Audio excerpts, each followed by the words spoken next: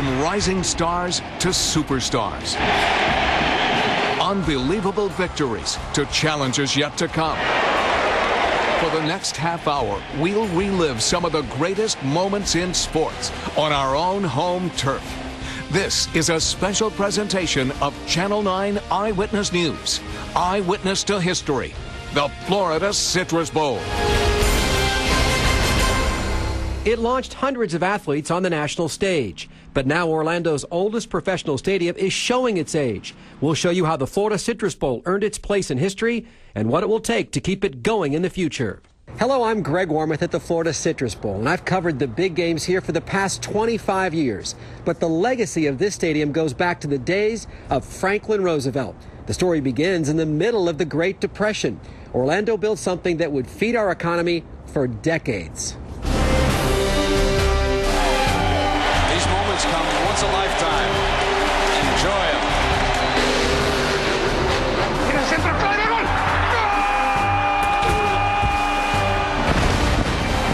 The Florida Citrus Bowl has been entertaining Orlando residents and fans from around the world for 3/4 of a century. It started out as Orlando Stadium in 1936, long before Central Florida became a tourism mecca. The seating capacity then, 8,900.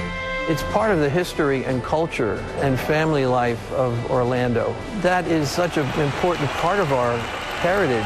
The Citrus Bowl was there before Disney and Universal and SeaWorld, and it's part of our culture. In 1947, in what was then called the Tangerine Bowl, the first bowl game was put on by the local Elks Lodge. It was a charity event that provided the starting point for what blossomed into today's Capital One Bowl, an anchor of a week-long college football festival featuring 2 games and dozens of events. This turned out to be a big thing. It was a little thing that just grew, and it grew into the bowl that everybody loved to come to because of the way that the people were treated who came here. You know, if you talk to a long-term resident of Orlando, I would bet they have one experience in the Citrus Bowl over the past 30 or 40 years that they can name.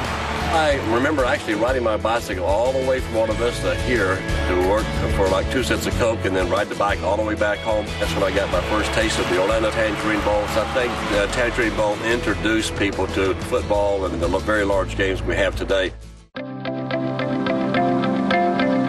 Orlando Stadium played host to a number of monumental events as well, including a landmark civil rights victory in 1966. From a historical standpoint, the game between Morgan State University and Westchester State in 1966 was the first time an NCAA-sanctioned bowl game invited a historically black college to play in the game. It gave a true sense of pride to a lot of people in the community. As Orlando grew, so did the stadium, and those brought in to play sports and music here. A note of trivia, it was the only venue where Van Halen and the Rolling Stones played together live in 1981. Mayor Langford gave us permission to go ahead and do the big outdoor concerts, the Rock Super Bowls we used to call them. The first one was in '77. We ended up doing 40 of them, from the Rolling Stones to Paul McCartney to The Who. My fondest memory is probably from a Rolling Stones concert. It was pretty cold, but it was a wonderful concert, a great feel for that whole stadium. In 1989, a new 18,000-seat Upper Bowl expansion opened the door for even bigger events to take center stage in Central Florida. A big part of our being able to participate in the World Cup in 1994 was the improvement of our Citrus Bowl. Imagine a sea of orange and green because we had Holland and Ireland among our 5 teams. We had Mexico and Morocco and Belgium, and all of them came in their full regalia, and Orlando greeted them like no other venue really could. The World Cup was probably the biggest thing, in my opinion, that we had because this was truly international, and that opened the door to a new event. Because of that success, we got the Olympic soccer in '96, and it just put us on the map. It was the place to be. If we wouldn't have done the expansion here and put in the press box and the concrete upper decks, we wouldn't have had World Cup or Olympic soccer. While the World Cup earned international notoriety for soccer, football American style is the main driver year in and year out. Notre Dame has 2 timeouts remaining. The local bowl signed partnerships with the Big Ten and Southeastern Conferences, creating a huge annual attraction for out-of-town fans and TV viewers across the country. It's been dubbed the best bowl trip in America. Another addition came our way in 1997, when the Florida Classic moved from Tampa and quickly developed into the nation's largest game between historically black colleges. In 2001, the city added a second bowl game, now the Champs Sports Bowl. Over the years, each of these games have provided their fair share of memorable moments.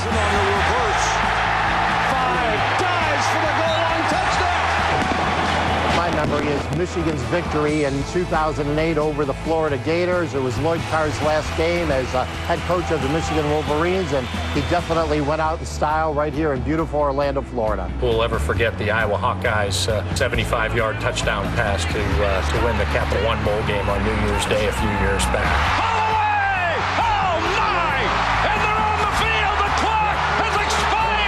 When these games are on TV, it's like having a 5-hour commercial for Central Florida. It really shows us at our best. Think of it. You're sitting in Michigan on January 1. It's 19 degrees below zero. You've just had 6 inches of snow and ice, and you're watching a bowl game in Orlando, and you're saying to yourself and to your family members, maybe it's time to revisit Orlando. Maybe it's time to plan a trip. This stadium even hosted a national college champion. Before the Bowl Championship Series, Georgia Tech won a national football title on this field in 1991. With the weather, the hotels, the attractions, experts said the Florida Citrus Bowl could have been in the BCS mix today, but it was not chosen because of the stadium. City and county leaders approved a plan to refurbish the old place 5 years ago, along with the new arena and performing arts center, but it hit a snag. Coming up, we'll show you what went wrong and where we could go from here. Every year, the Capital One Bowl pits one of the best teams from the SEC against one of the best teams from the Big Ten. The Florida Citrus Bowl also hosts the Champs Sports Bowl, the Florida Classic, concerts, shows, and motorsports throughout the year. The stadium feeds our economy in ways you might not expect, but the plan to refurbish it also hit a roadblock city leaders did not see coming. While showing off the city to national and international audiences, the Citrus Bowl also became a source of pride for the local community. Many residents have grown up with the stadium, including some right next door. I came here as a small boy every year just to watch football games, whether it was Jones High School or whether it was the Tangerine Bowl. We just viewed coming to the Tangerine Bowl Stadium as the thing to do. My memories in the Citrus Bowl go way back from playing Little League football, where they had the championship games. I went from, Little League to high school, where I went down the street at Jones High School. Being able to just play my last college game was the best experience that a college player can leave out of playing in his hometown. Here's the athlete Jarvis Williams comes back home to Orlando. His high school not far away here from this Florida Citrus Bowl Stadium. I have a 4-year-old son getting ready to play Little League football. Hopefully be able to come watch him play here. Be the best thing ever to me. As the Citrus Bowl aged, it has struggled to compete with more modern venues that were built in Tampa, Miami, Jacksonville, Charlotte, Nashville, Houston, and Dallas.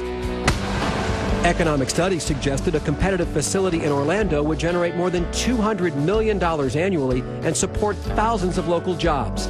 In 2007, local officials committed $175 million to renovate the stadium, utilizing a design that kept some of the newer structures from the current stadium, but replaced the aged, unusable parts. The prior renovations to this facility back in 1976 and 1989 really weren't renovations. They were additions. We added upper decks. We added new facilities. This facility has never been renovated. Parts of this stadium are more than 70 years old. We've already got sort of a mixture of materials that don't move the same when they expand and contract. I mean, there weren't materials that were specified incorrectly. They were the materials of the day. They worked fine in the day. They're just old. But when we built the final product, the upper decks, concrete has a pretty long life expectancy. We can add a brand new seating bowl inside without any disruption at all to the upper bowl. The city and county and business leaders who thought through the renovations back in 1989 were very smart. And they provided us with an opportunity today to have a brand new stadium at a very financially feasible price. The plan that they've come up with now is just a culmination of what when we started the original master plan back in the late 80s, and what we wanted to do with the facility, what the community wanted to do. And this is just the next step. We're just finalizing what we started back in 1989. After renovations were approved in 2007, new opportunities arose. Neutral site games featuring Notre Dame and Florida State were booked. But as Central Florida tourism dropped, so did the funding source for those renovation plans. As of this date, major renovations have yet to begin, and that delay has come at a very high price. Orlando lost out on some of those previously promised marquee events that could have meant tens of millions of dollars and even jobs. Coming up, we'll show you what it will cost to give the Florida Citrus Bowl a makeover, how and when the city could get the money to do it, and the payoff for sports fans and the Central Florida economy.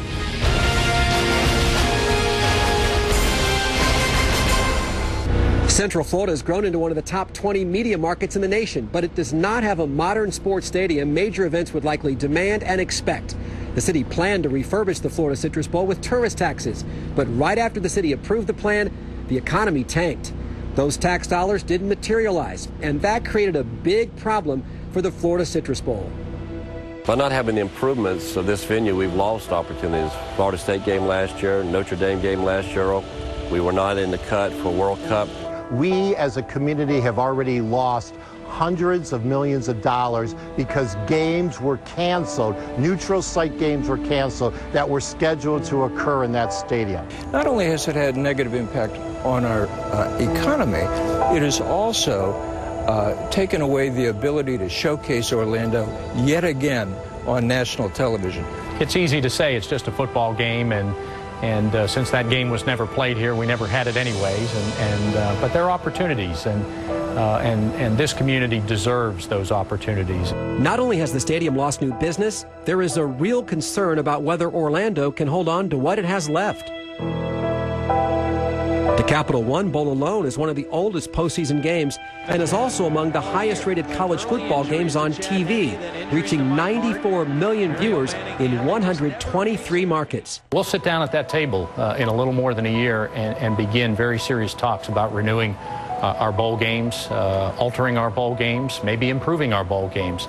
For the last 8 years, we have been negotiating with our conference partners, the Big Ten, the SEC, the ACC, and we've been talking about a stadium and a new stadium, and we've been promising that a renovated stadium is on the way. It's always nice to say that we're going to build it, but if it doesn't get built, then you haven't really gained. The longer we delay it, the more likely we are to lose the bowl games to another community that has a newer facility or renovated facility, and eventually that's going to happen.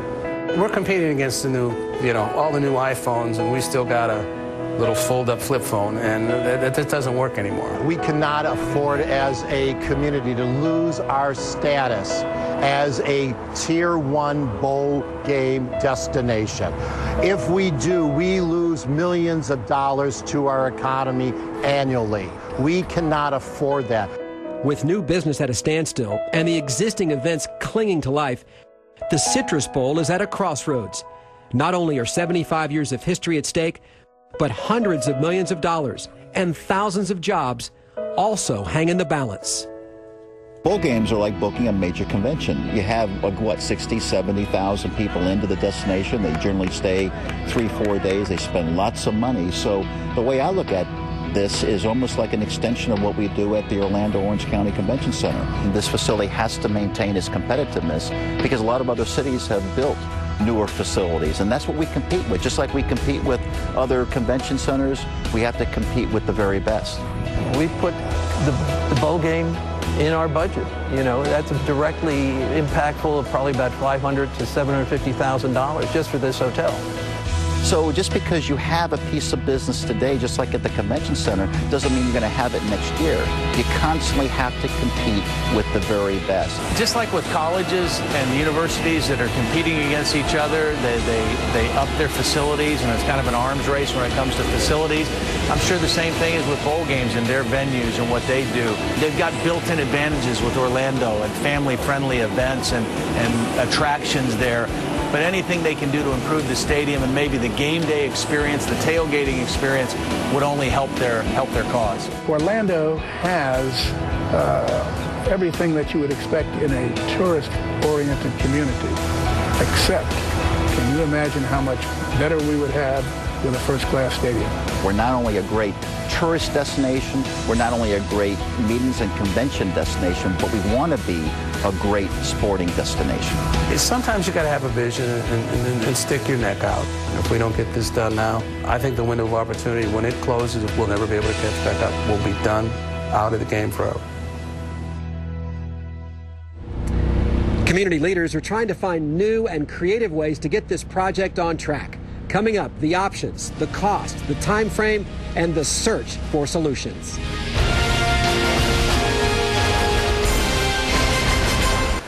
Well, welcome back to Eyewitness to History, our Citrus Bowl special. Greg Wormuth with a special panel that we've put together to answer some of your questions and my questions. We have Steve Hogan, the president of Florida Citrus Sports. Sean Snaith, he's a PhD in economics at UCF. Larry Guest, who's an award-winning author, bestsellers, and worked with the Orlando Sentinel for 28 years. You were a must-read every morning. And then we have Rich Maledecki. He has served as president and CEO of the Central Florida Hotel and Lodging Association. Can we survive with these big games without some major changes to the Citrus Bowl?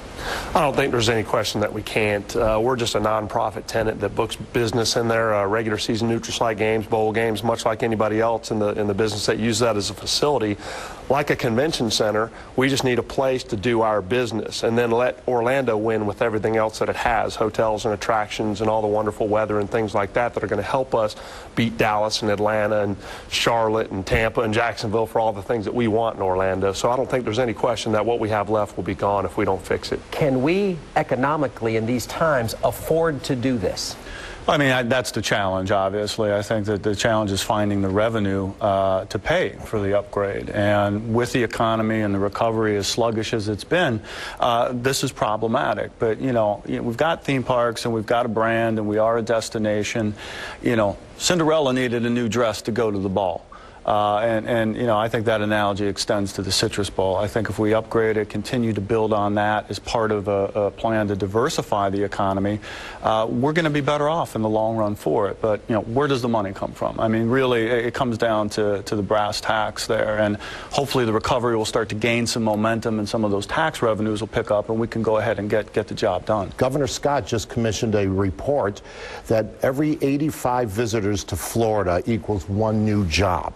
And so if we can get this stadium rolling per the original agreement back in '07, then we're going to be able to maintain and grow jobs. Because the nicety of a new stadium is, or a renovated stadium is, not only will we have the two games we're speaking of today, but we will be able to, as a community, go forward and attract other games to that venue. That money spreads throughout our economy. It doesn't just stay in leisure and hospitality. Does it make sense, though? Spend this kind of money, have 3 venues at $1 billion that aren't paid for? Well, you know, you have to think longer term. Right now, yes, we're in a difficult environment. There are too many people out of work. Job creation has been too slow, but what's the future hold? And we don't want to be myopic about these things. Investing in the economy, making expenditures that pay off in the future, and we're struggling with that because tax revenues are low. We're unwilling to raise taxes in some cases, so we're not spending the money on infrastructure, education, or projects like this. Someone once told me that a columnist's job is to comfort the afflicted and afflict the comfortable. Do you think columnists like yourself will hammer the Orange County and the city of Orlando and the leadership if they sign off on sending this money this way in this economy? Will they have the vision to do it and risk potentially some political backlash? I would applaud the government entities to advancing this project. You know, I'd hate to see us fall back into the situation where we'd need a zonies or something like that to peddle tickets. It's not just about the bowls either. You know, this is a facility, much like the convention center is a facility for us to bring tourism, bring money, bring jobs to our communities. So the stadium is much like when the convention center used to be downtown as the Expo Center, if you all remember. We could never land a 90,000 person PGA show or 80,000 person plastics convention down here in Orlando with the Expo Center. Well, we're competing in the Expo Center right now for business. It's about 750,000 people becoming 1.5 million people through a proper facility. We've watched Orlando talk about things, but then lose them to other cities. Right. Any members of the media who would cling to that myopic thinking, well, why do we need a stadium for one game a year, just aren't looking at the infinite possibilities. And, they're not doing their homework to see what all stadium renovation or advancement would mean to the city. What is the timetable? I mean, how urgent is this? We were supposed to start the renovation in 2009, which clearly with the collapse of the economy has been delayed. We're now at a point where the tourist tax revenue is such that it's flowed back into the venue's pots. So you can start now with an intelligent debate about when can we put a shovel on the ground. And I think we're really asking, when we go back to the negotiating table late next year in September, we need to be able to look our partners around the country in the eye and say, it's not, hey, hang in there with us for a little while longer. It's now been 8 years of that. We need to say, here's when and here's how, and you can believe us, you can trust us, you can stay with us. This is going to get done. You're talking about the conference commissioners and the BCS committee at NFL teams. You can't go back to them again. Right, that's right. And convince them, well, you ought to hang with us, even though Tampa's got a wonderful stadium and Jacksonville's got a wonderful stadium. All those people keep asking, when? When? We've been hearing this for over a decade. When? The urgency of the situation, once it's recognized, will prompt some action. And it's not clear to me that the public at large realizes that we are on the precipice here and that this has been delayed too long and what the potential losses are. I'm going to say it's going to happen. We have to, as a community, embrace it to happen, because it goes back to jobs. It goes back to the importance of our tourism-based economy. We're not a Pittsburgh or a Detroit with factories. We're tourism, and we need to embrace the importance of all aspects of tourism, including sports tourism. We're going to reach our arms around everybody that wants to and say, is it too much to ask to say, let's talk about when, not irresponsibly now, let's talk about when and illustrate a way forward to save what we have left. Thank you for your time. We appreciate it. And thank you for watching Eyewitness History, our Citrus Bowl special. We'll have many more stories on this coming up throughout the year on Eyewitness News. Take care.